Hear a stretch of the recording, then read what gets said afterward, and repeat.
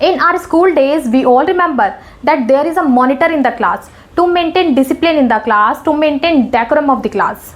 And we have a temporary monitor also. Means if in case the monitor is absent for few days, then the temporary monitor perform the duty of the monitor for those few days. And यही same चीज़ हमारे parliament के दो house that is Lok Sabha and Rajya Sabha के साथ भी है. Means parliament के दो हाउस लोकसभा एंड राज्यसभा के पास भी उनके अपने मॉनिटर्स हैं. And these monitors are known as the presiding officers of the house, the presiding officers of the parliament. Presiding officers are the officers who preside over the parliamentary proceedings of the house. And parliament के दो house Lok Sabha and Rajya Sabha के पास उनके अपने presiding officers हैं.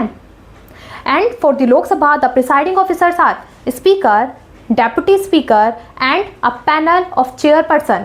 And there is maximum of 10 members in this panel of chairperson. And for the Rajya Sabha, the presiding officers are Chairman, Deputy Chairman, and a panel of Vice Chairperson. And we have maximum of 6 members in this panel of Vice Chairperson.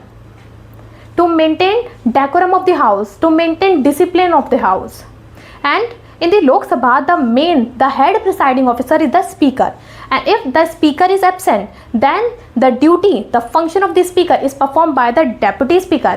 And if the deputy speaker and speaker both are absent, then the function of the speaker is performed by a member from this panel of chairperson to preside over the proceeding of the Lok Sabha.